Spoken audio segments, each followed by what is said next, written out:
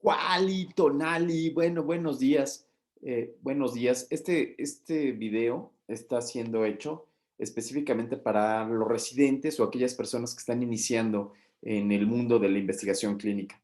Y entonces, muchas de las ocasiones empezamos a hablar de la pregunta de investigación, empezamos a hablar de hipótesis, empezamos a hablar de algunas otras cosas, pero al final como que falta estructura o como que nos hacen falta ver cuáles son las piezas clave. Entonces, en este video que vamos a presentar a continuación, lo que vamos a ver son los pasos iniciales para poder llevar a cabo un buen protocolo. Y entonces, en este video, en esta serie de videos que les vamos a presentar, vamos a ver pregunta de investigación, un poco de modelos específicos y sobre todo vamos a ver manitas, cómo hacer, cómo crear tu documento de Word, tu índice y cómo meter las citas, ¿no? Entonces, este es un video dirigido para residentes o dirigido para aquellos médicos que están empezando a hacer sus tesis y les gustaría tener como que herramientas para poder llevar a cabo este tipo de cosas. Bueno, entonces, sin más por el momento, voy a empezar a compartir la pantalla. Y entonces, en esta presentación que les tengo aquí, entonces, les quiero platicar sobre este proyecto que está en manos, ¿no? Y entonces, yo necesito, como buen residente o como buen estudiante, hacer un proyecto de investigación, o quizás ya tengo en la mente cuál es mi pregunta de investigación, o estoy delante de algún fenómeno, o quiero empezar a publicar. Y entonces, estos serían las partes iniciales, si es que nunca he hecho investigación, y entonces estos serían las partes que vamos a ver.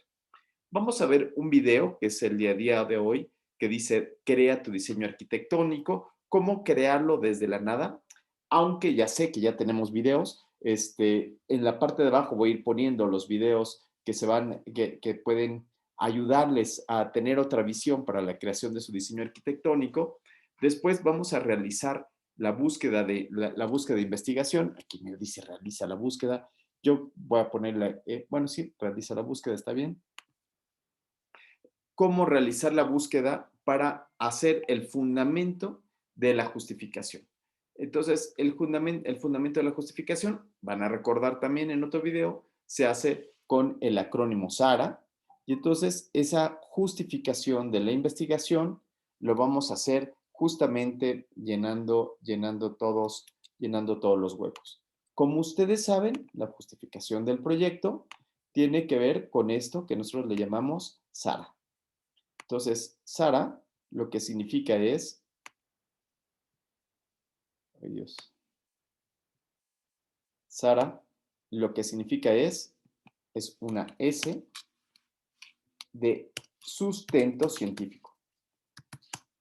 Aquí es, yo creo que la parte más sencilla, porque tendremos que decir por qué la vitamina D se va a asociar a inflamación o por qué el parto pretérmino se va a asociar con disfunción neurológica a largo plazo, ¿no? Entonces, todo eso tiene que venir justo después del diseño arquitectónico. Entonces, Sara es sustento científico, después vamos a hacer la búsqueda de la literatura, la ausencia de respuesta en algún otro lado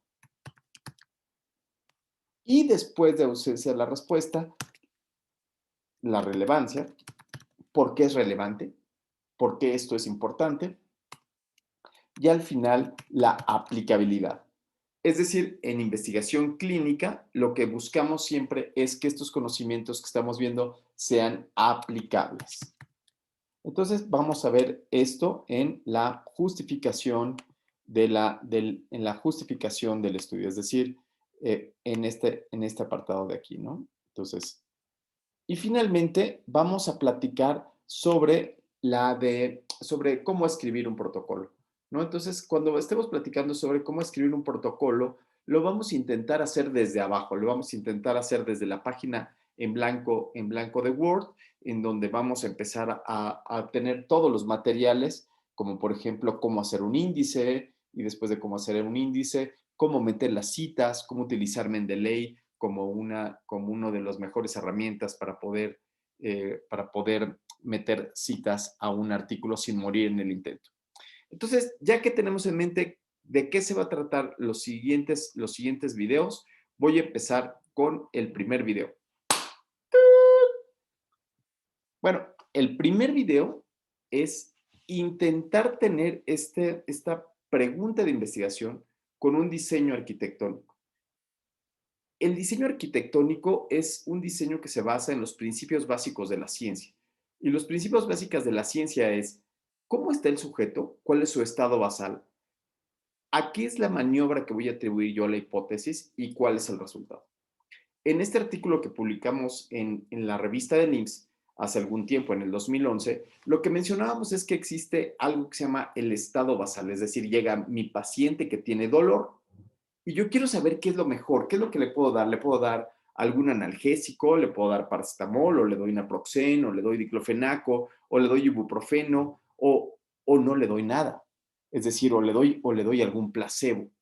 Y obviamente el resultado final es el dolor, es si se le quita o no se le quita el dolor. En la consulta general, yo no tendría esa resolución a menos que yo le hablara por teléfono a la persona y le diga, oiga, ¿cómo va usted con el dolor de su pie? No después de lo que le di. Sin embargo, en la práctica clínica no tenemos el comparador. Es por eso que la investigación científica nos permite tener este referee que nos puede ayudar a saber si esto que estamos viendo en la práctica clínica es adecuado o no es adecuado. Y entonces, casi siempre cuando se hace investigación clínica, casi siempre se tiene a un comparador. Y entonces, aquí lo que primero que podríamos decir es que hay dos tipos de estudio. Los estudios que podríamos llamar de causa-efecto y los que son estos que estamos mencionando, y otros estudios que son llamados los de proceso. Los de proceso son aquellos que no tengo la diapositiva hecha, pero me van a tener que esperar a que la haga, ¿no? Entonces, los estudios de proceso son aquellos. ¿Vieron? Qué fácil es hacer esto. Ajá, ya está. Entonces, estos son los de causalidad, los que yo estoy atribuyendo una causa. Y los contrarios son los de proceso. Los de proceso es cuando quiero hacer un diagnóstico. Así como ya había platicado inicialmente de que los estudios de proceso, de causalidad, que fueron los que yo veía, yo estoy atribuyendo que un tratamiento o un factor de riesgo van a causar algo. Los estudios de prueba diagnóstica se basan un poquito distinto y se basan en lo que sigue. Y entonces aquí voy a buscar dónde están las formas. Ay, Dios mío. Ajá, aquí está. Ay, ¿vieron qué fácil es utilizar este nuevo Word? ¿No? Es bien sencillo. Como no es nada sencillo, lo voy a dibujar todo a mano. Ni modo, se van a aguantar. Y entonces, aquí voy a dibujar el estado basal con rojo, que serían cómo me llegan los pacientes. Y entonces aquí podríamos decir que vamos a dibujar con una, sí lo veo, ya me siento como Mike Rose. Vamos a dibujar con una forma redonda, ahora sí, bueno, forma cuadrada. Mm, nada me sale bien hoy. Bueno, así hay días, ¿no? Entonces, vamos a dibujar, aquí voy a insertar una forma nueva, y esta forma nueva que voy a dibujar va a ser un círculo. Voy a ver si lo logro. Este sería el estado basal. Y aquí, en el estado basal, lo que a nosotros nos pide en una prueba diagnóstica es cómo están los sujetos. Y esos sujetos son los que tienen sospecha de una enfermedad. Por ejemplo, la sospecha de una enfermedad es que me llegue un paciente con sospecha de COVID-19. Entonces llega tosiendo, dice que no huele, dice que tiene alteraciones en el olfato y entonces yo sospecho que este paciente pudiera tener una enfermedad como COVID-19. Y aquí, cuando estoy haciendo un estudio de prueba diagnóstica, lo que digo es que tengo que comparar una prueba contra el estándar de oro. Y entonces, esta prueba contra el estándar de oro que, quiere decir que, aquí tengo yo la forma, que voy a comparar dos pruebas. Voy a comprar una que sería el innovador contra otro que sería el estándar de oro. Entonces, este sería el innovador. Aquí pongo aquí un cuadro de textos. Ay, Dios mío. Miren que hace mucho que no utilizaba esto, con razón. Los dejaron de usar. Entonces, aquí voy a quitar este. Entonces, yo voy a comparar un tratamiento innovador contra el estándar de oro. Entonces, aquí voy a dibujar una flecha. Esta flecha me va a corresponder al innovador y lo voy a comparar contra otra flecha más. Lo voy a copiar y pegar, que sería el estándar de oro. Y entonces, aquí mi pregunta de investigación es si es posible que este tratamiento innovador sea aquel que me permita llegar al diagnóstico adecuado, ¿no? Entonces comparo el innovador contra el estándar de oro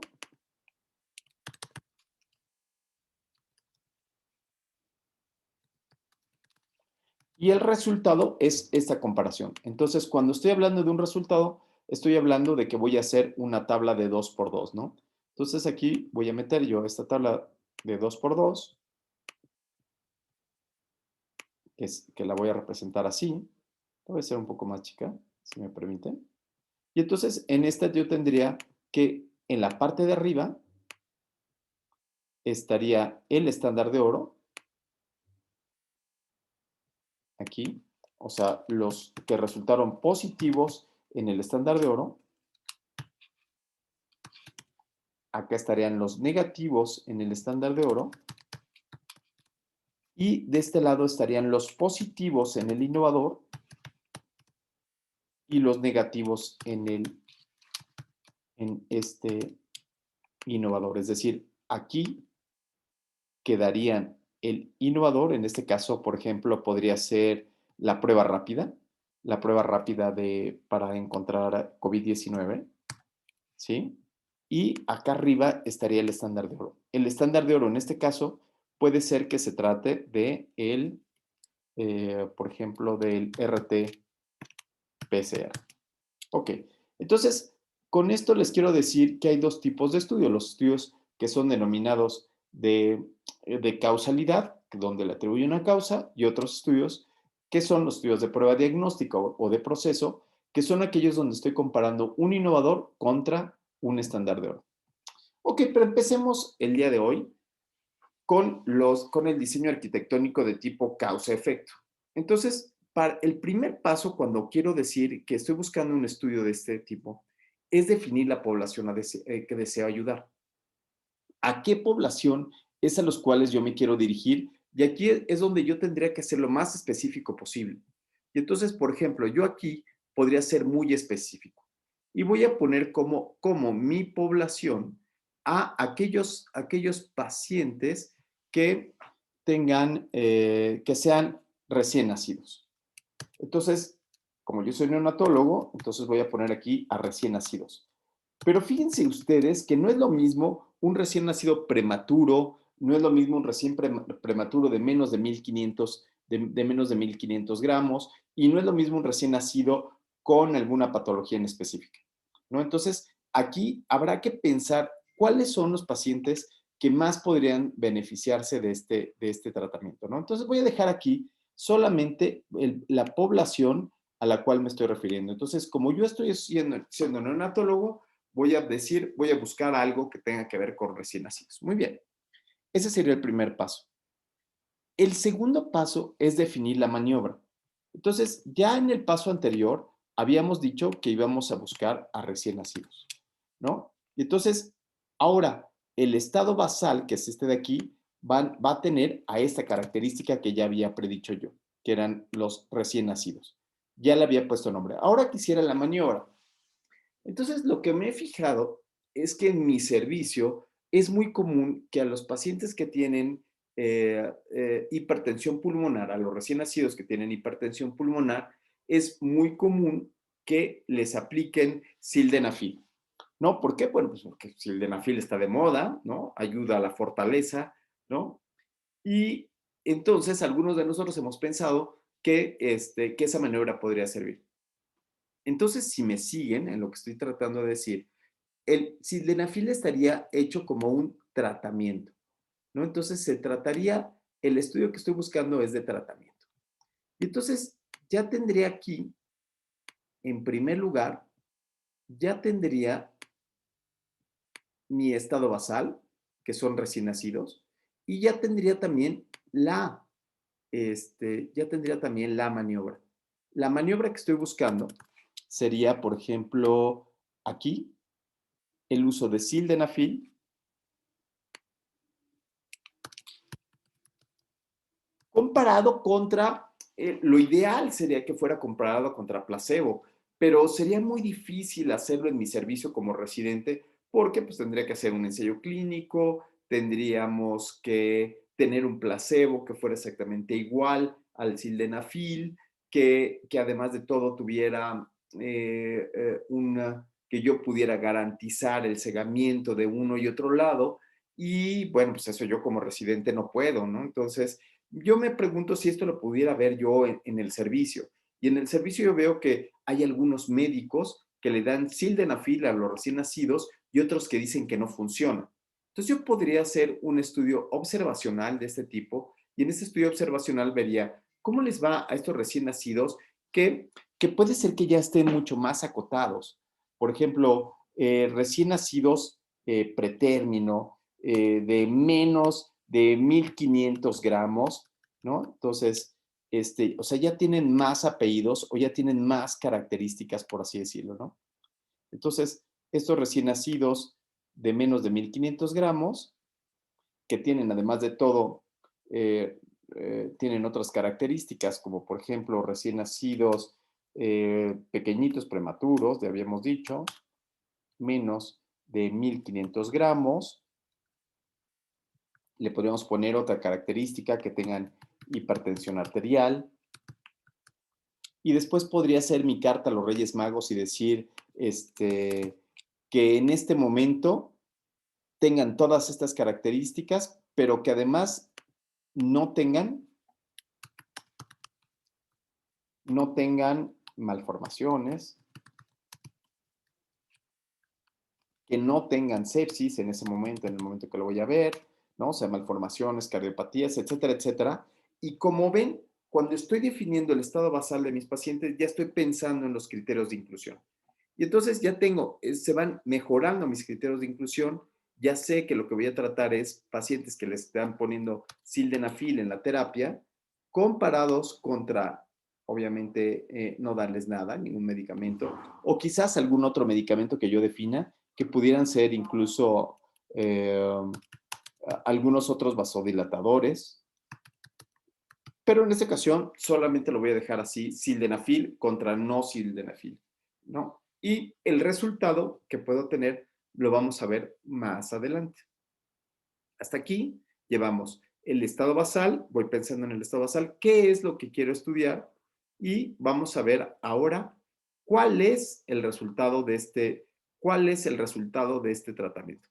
Bueno, cabe mencionar que también puedo hacerlo con etiología, como por ejemplo con factores de riesgo, como tabaquismo para cáncer, como por ejemplo algunos tipos de anticonceptivos y embarazo, algunas enfermedades y malformaciones, etcétera, etcétera. Pero aquí lo que quiero platicar ahora para terminar esta parte del sildenafil es hablar del desenlace. Y entonces ya teníamos toda esta parte y ahora vamos a hablar del desenlace, que son los resultados. Cuando hablamos de resultados, entonces hablamos también de un fenómeno que dice que hay de resultados a resultados. Es decir, que en mis prioridades yo podría decir que hay que hay una prioridad o hay un grado de respuestas que son mejores que otras. Es decir, qué tanto se pueden asociar con mi decisión clínica en la práctica habitual. ¿no? Y entonces aquí yo podría decir que hay una flecha en donde estas de aquí arriba van a ser algunas que van a tener mayor consecuencia, es decir, si la pusiéramos, digámoslo así, del 1 al 10, ¿no? Pensemos que vamos a poner aquí del 1 al 10, en donde 1 es la mejor, 2 no tan buena, 3 así, bueno, más o menos, 5, 6, 7. En este de sildenafil podríamos poner que mi desenlace número 1, quizás mi desenlace número 1, pudiera ser la mortalidad.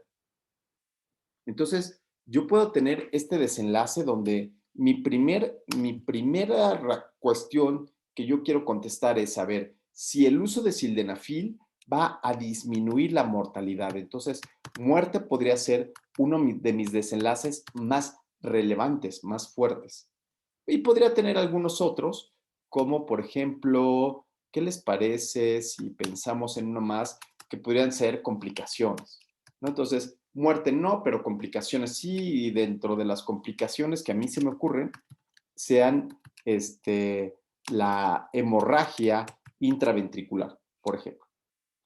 Otro desenlace, otro desenlace que sería útil, podría ser útil, pero no tanto, podría ser si desarrollan, por ejemplo, sepsis.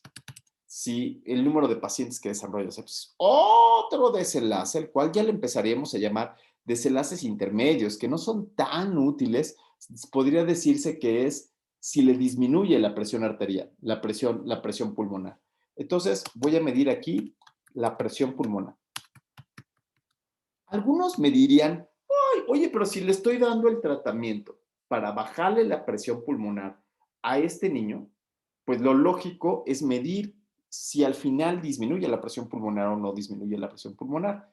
Yo les diría, bueno, sí, es totalmente lógico, pero la razón por la cual yo le doy sildenafil a un niño no es para la disminución de la presión pulmonar, sino la razón por la cual se la pongo es para que el niño no muera o para que el niño no tenga complicaciones. O quizás aquí ya se me ocurrió otra cosa.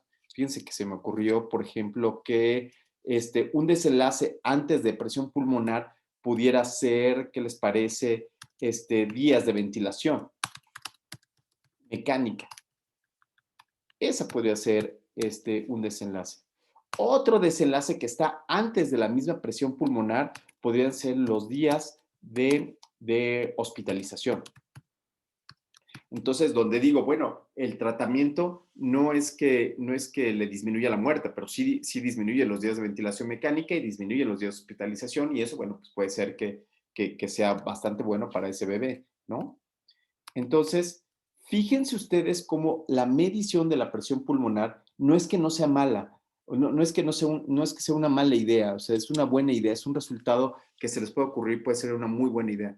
Pero lo que decimos es que para la investigación clínica ese desenlace no nos va a guiar a decidir si le pongo o no le pongo, ¿no? Un buen clínico tendría que pensar que estos son desenlaces intermedios. Entonces, como desenlace intermedio podría ser presión pulmonar. Otro desenlace podría ser eh, mm, requerimientos de ventilador. Entonces, si requiere menos presión,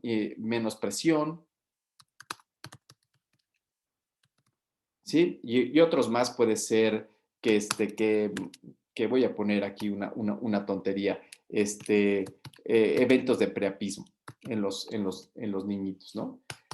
¿Qué, ¿Qué me importa si llegar a tener preapismo? Es un desenlace que finalmente para un neonato no importa. O sea, para uno de adulto igual y sí importa, o más bien sí importa muchísimo, ¿no? Pero para este grupo de pacientes no importa absolutamente, absolutamente nada. Entonces, vean ustedes que cuando uno intenta decidir cuáles van a ser cuáles van a ser nuestros desenlaces, quizás pensar en que hay que buscar los desenlaces que sean más relevantes siguiendo estas reglas es que pudiéramos mejorar. Aquí les agradecería que busquen un video, que es el video de Grave, ¿no? Que tenemos en el canal de YouTube, ¿no? Donde ustedes van a poder evaluar esta circunstancia de cómo en el mundo se han estado buscando estos desenlaces de Grave para evaluar es la relevancia de los estudios. ¿Ok? Muy bien. Entonces, ya con eso, lo que tendríamos que para solucionar este tratamiento, entonces tendríamos, digámoslo que, esta combinación de productos. Entonces, ya tenemos en nuestro diseño arquitectónico que cuáles son los pacientes, ya tenemos cuáles pudieran ser nuestros desenlaces y los podemos poner aquí para poder tomar una decisión. Ya con esto en mente, lo que sigue es la creación la creación de la palabra pico.